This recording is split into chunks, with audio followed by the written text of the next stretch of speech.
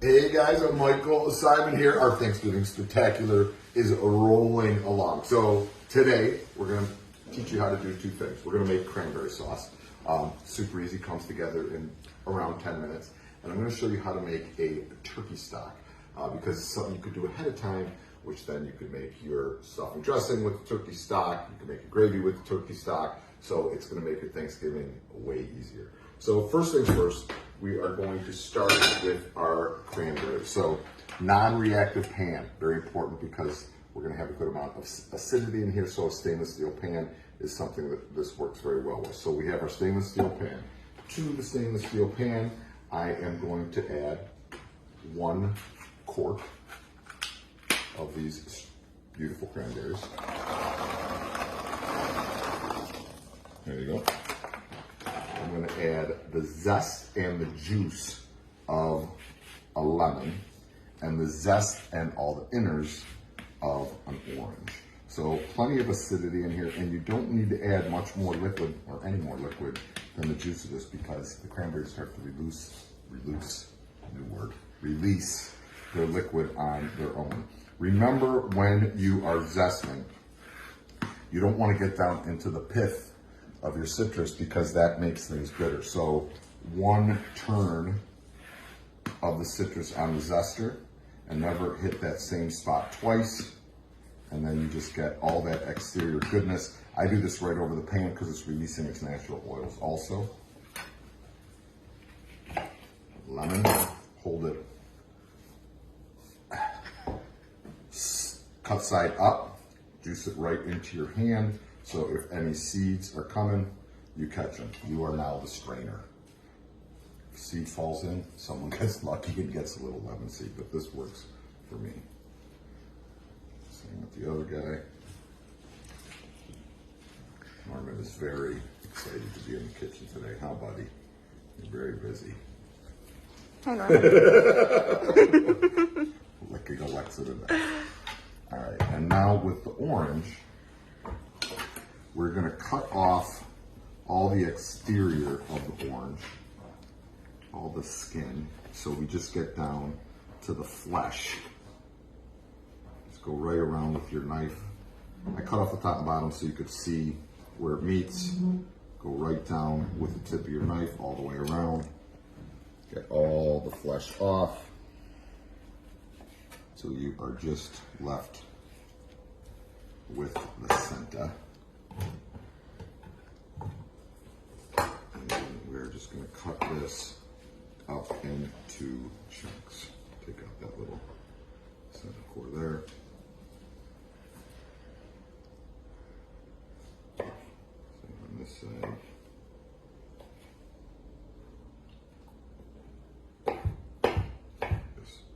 Chop it up, and this is going to cook down right into our cranberry sauce, and then we'll just give it a little mash up at the end.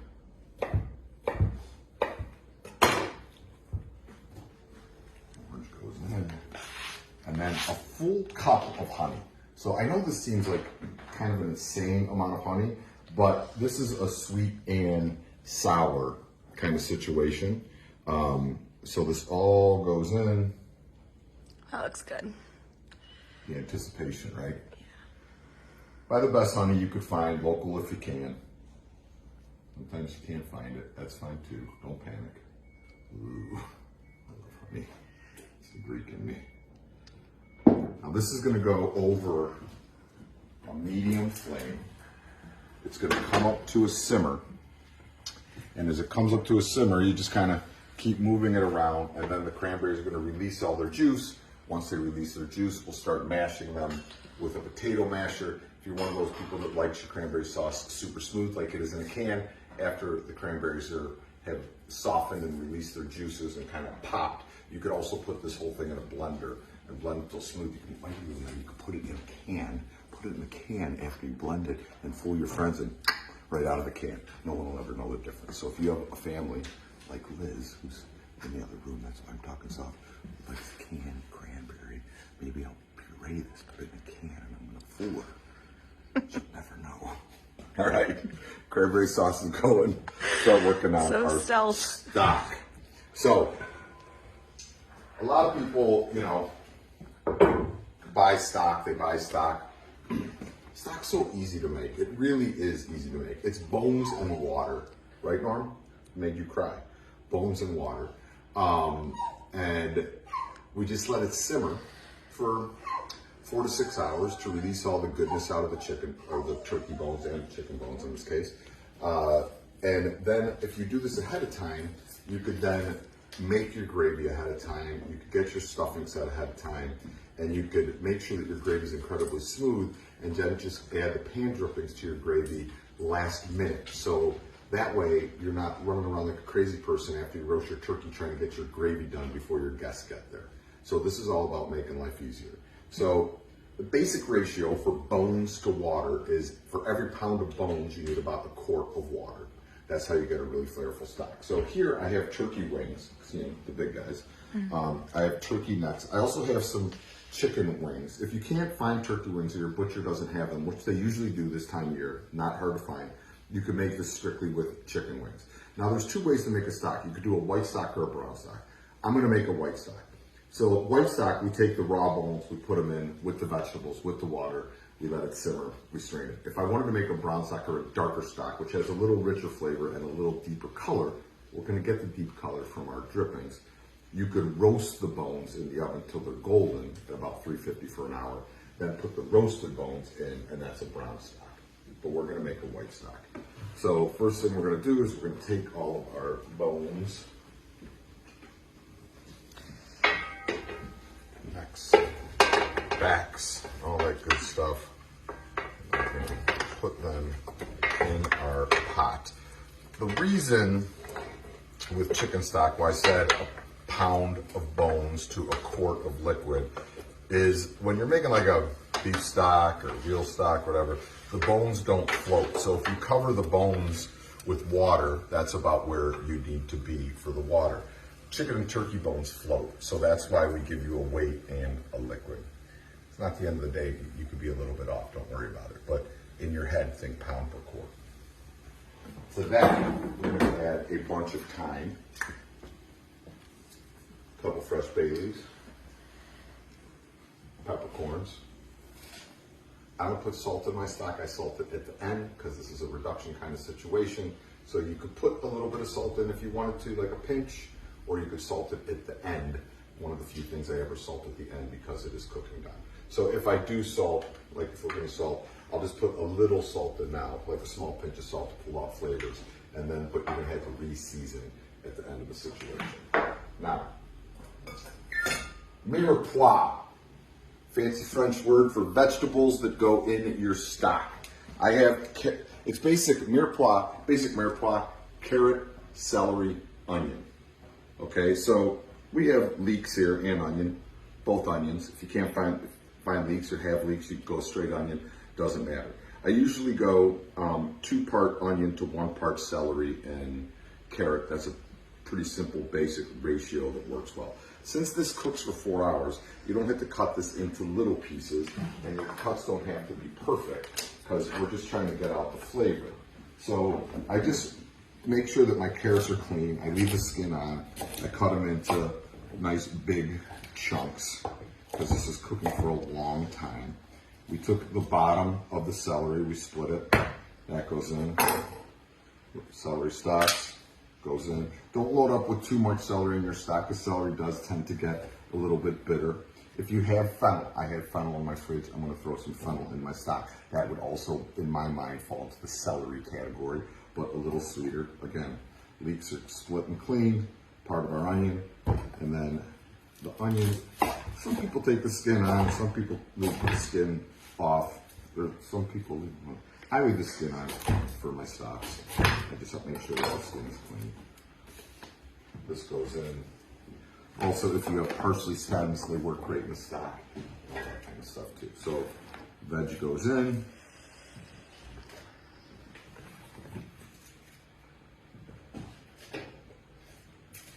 We add our water.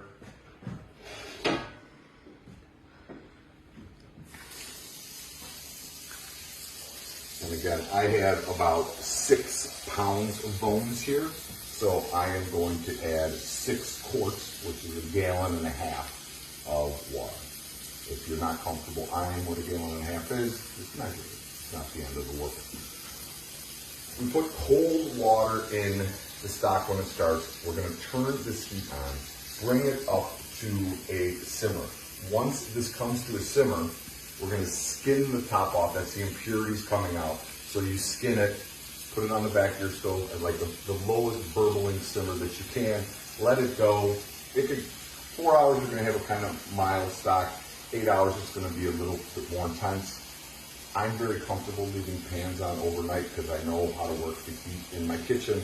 This could be something that could go overnight if you are comfortable doing that. If you want to do it during the daytime, give yourself 6 to 8 hours. Taste it at the 6 hour mark. See if you're happy where it is. If it needs to go a little longer, it could go a little longer. So that is 1.5 gallons of liquid.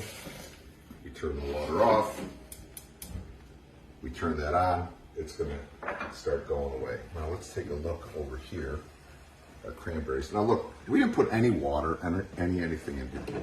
Alexa, look how much liquid has come out. Wow. I mean, that's literally from the juice of 1 lemon. So this is all the cranberries releasing their liquid. So these are almost ready. Now let those continue to go. We have a finished stock that I'm going to just, it's hot. Towels.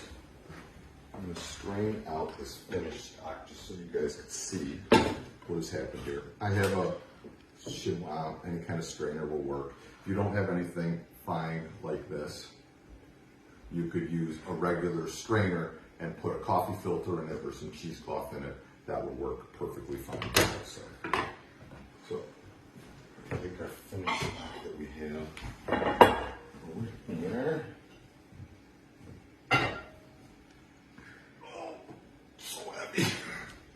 Now this is one that's been going for about 8 hours. And you can see all those vegetables are cooked. The meat's at the bottom. And all you do to strain it is you just take your strainer, take a ladle,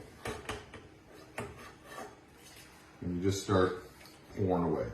If you are confident and have someone else to help you in the kitchen, you could go sans ladle, have someone hold the strainer, have someone pour the stock. That works also. But also, you know, it's a little more risque sometimes.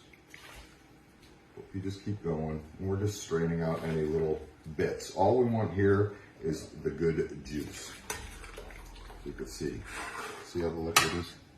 And I would just keep going through the rest of this. We're going to get a good amount of stock. And again, now this stock will work great, stay there, for both our dressing and our gravy. Get the cranberries going now. The other thing is too, if for stock, if this isn't Thanksgiving, this is something that you could do all the time. If you make a bunch of stock, you could then put it in little containers, like, and freeze it, or ice cube trays and freeze it, and you'll have stock all the time. You'll never have to go to the grocery store to buy stock again. So go to the grocery store, you buy bones when you buy your other stuff, you throw it in the pot, a little bit of water, you let it go for 6 to 8 hours on the lowest of low simmers. You have a beer, you mow the lawn, you do whatever you want to do, your stock's done, you strain it. It's like, it's 5 minutes of work for an 8 hour cook, basically. I think it's worth it. But Definitely. Cranberries. Let's see. Is it all starting to see now how easy they're mashing? Yeah. So I am just gonna mash these all up. And cranberries have tons of pectin in them. So this looks very loose as you're mashing it, but as soon as you get these mashed to the consistency that you like, and as I said, when you blend it, you take it off the heat, you pour it in whatever you're going to serve it in, and you stick it in your fridge, and it turns into basically a gel. Wow. So, I love the color of that. Right? Yeah, it's so pretty. If I had hair, I think this is how I would wear it. I would go cranberry red. Look. Maybe I'll do my goatee. Yeah, I think that's a vibe for sure. It's a something. Liz, are you around? What do you think? Cranberry red goatee. You feeling it?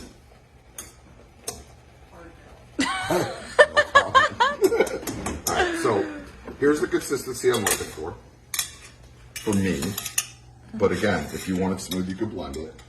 And I want to show you, we made one earlier today. We put it in the fridge. And we just let it chill. And you can see how it's set up. I'll show you a spoon. You can see how that's set up. So literally as it chilled, those pectins set, and it's perfect. Beautiful. It's so simple. It's really tart from the cranberries, but it has a good amount of sweetness from the honey. You could play with this recipe a little bit. Like sometimes I'll put a splash or two of bourbon in there if I'm feeling kind of crazy. You could even put a little bit of mezcal in there, a little tequila, kind of make it your own. But this base recipe will give you exactly where you need to be. If you want to play around with some fun flavors, you could do that too. So cranberry sauce, ready to go. Turkey stock is all set. Things are looking good, guys. Thanksgiving's going to be a breeze. We'll see you soon.